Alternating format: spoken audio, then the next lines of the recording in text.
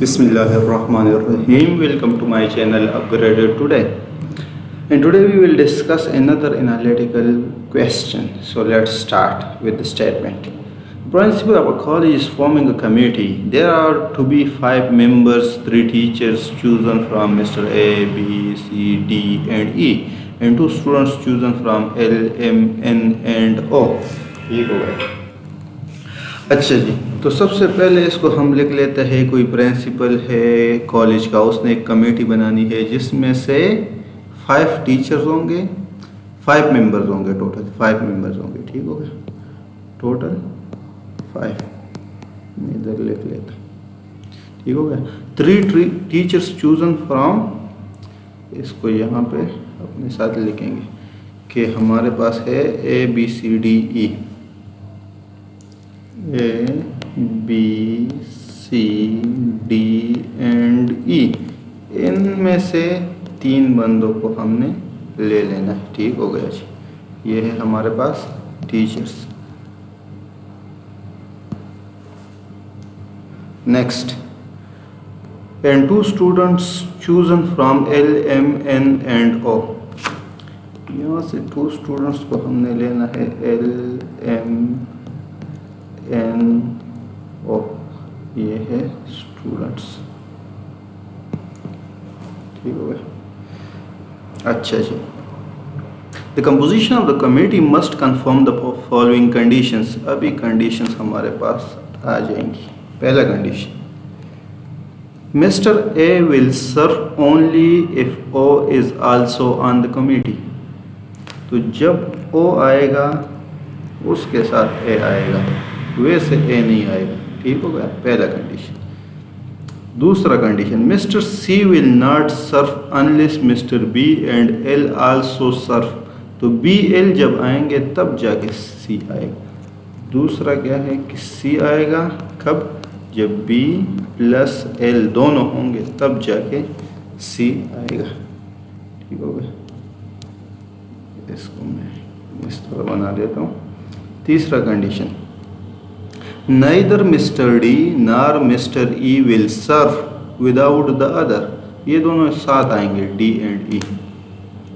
तीसरा है डी और ई, ये एक दूसरे के बगैर नहीं आ सकते बल्कि दोनों साथ साथ आएंगे, एक ही बात है। अच्छा, अगला, if M serves either N nor O can सर्व।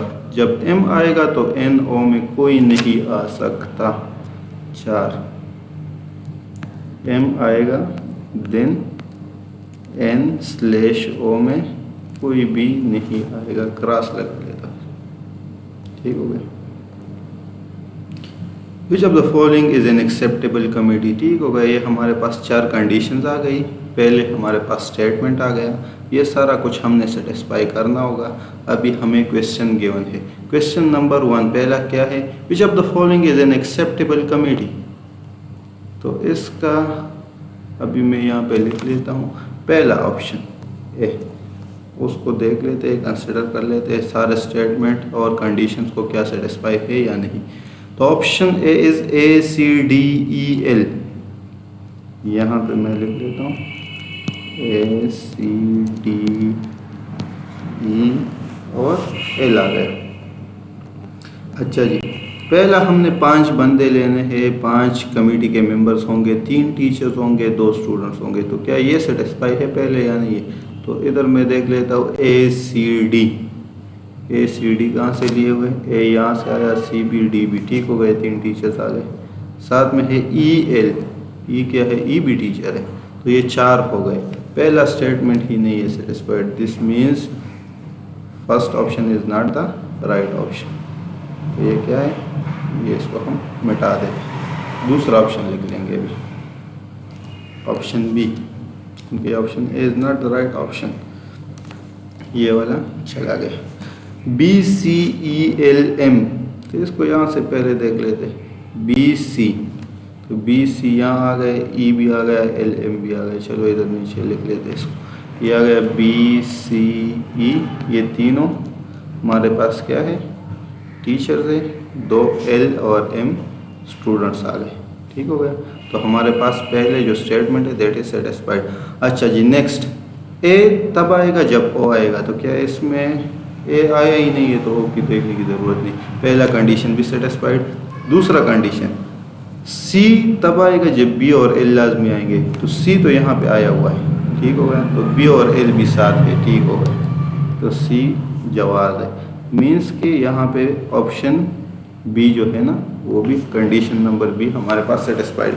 तीसरा कंडीशन डी और ई दोनों साथ साथ आएंगे, तो यहाँ पे अगर हम देख ले ई तो आया हुआ है, साथ में डी नहीं है। So third condition or restriction is not satisfied. This means option B is not the right option. कोई एक भी condition satisfied ना हो, that means that is not the right answer. Next की तरफ आ जाते हैं, ऑप्शन बी भी चला गया।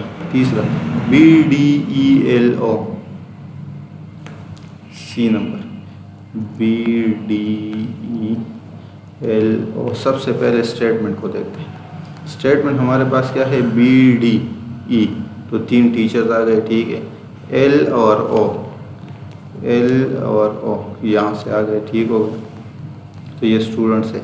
अच्छा जी, नेक्स्ट कंडीशन की तरफ आ जाते हैं। पहला कंडीशन इसको थोड़ा सा छोटा कर देते हैं, एक साथ दिखाई दे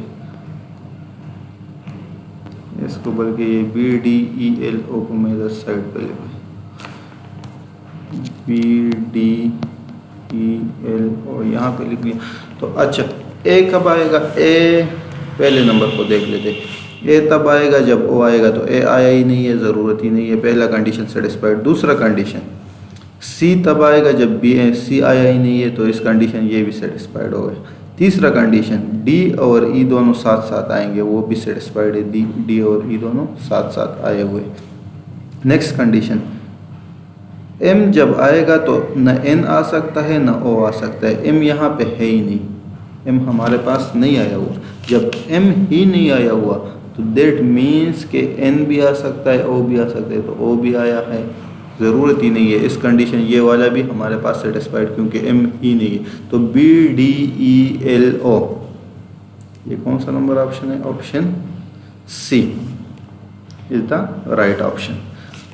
तो बाकी आगे जाने की ज़रूरत ही नहीं है, क्योंकि हमारे पास जब एक ऑप्शन आ गया तो हमारे पास गेट टेस्ट में एनालिटिकल खास तौर पे बहुत ज़्यादा टाइम ले लेते, तो आगे जाने की ज़रूरत है ही नहीं, इसी ऑप्शन को ही राइट कंसिडर कर लेंगे। Option C is the right answer. Next question, how many different committees could include Mister A and Mister N.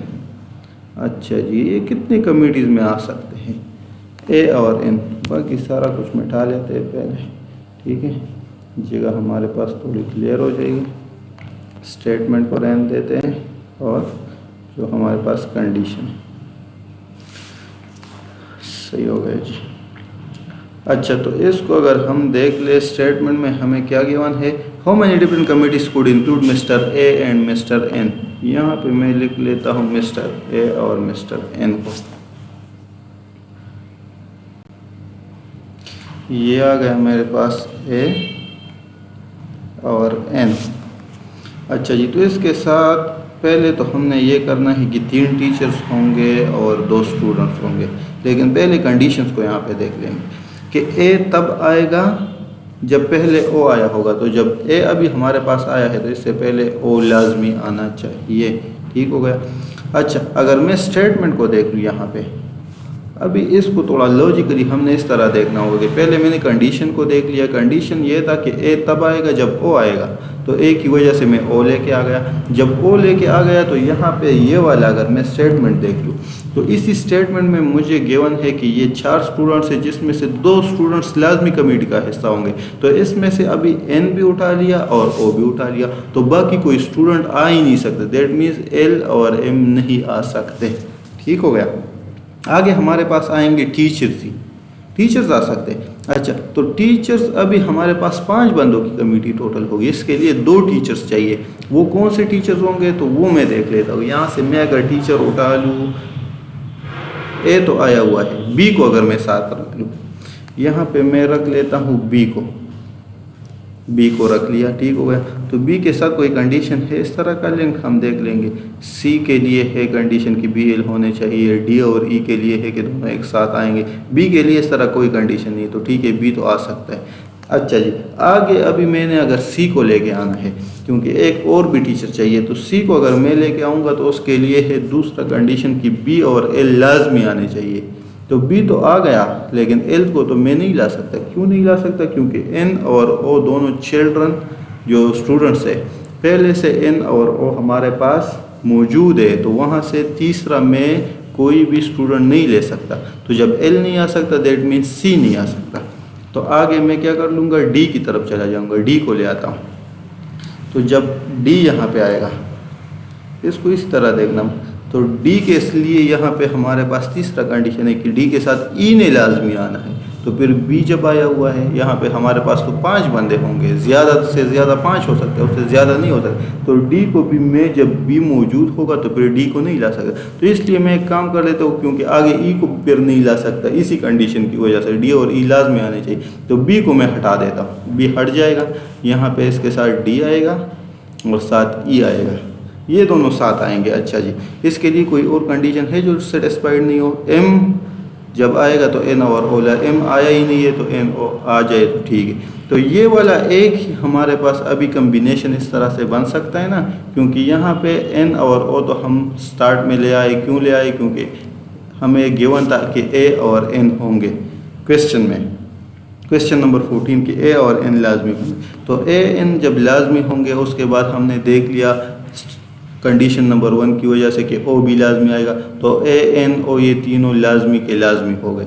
ये अभी जब फैक्ट्स हो गए तो उसके बाद 2 टीचर्स ने आना था, और वो 2 टीचर सिर्फ ई और डी आ सकते। दैट मीन्स कि this is the only combination, इसके अलावा कोई और कम्बिनेशन बन ही नहीं सकता। कोई भी इस तरह का टीचर नहीं आ सकता जो कोई और कम्बिनेशन बना सके। That means how many different committees could include Mr. A and N? So option A is the right answer. Only one committee. यहाँ पे सिर्फ एक ही कमेटी इस तरह बन सकती है, इसको इसलिए मैं हाईलाइट कर लेता हूँ। So the right option is option A.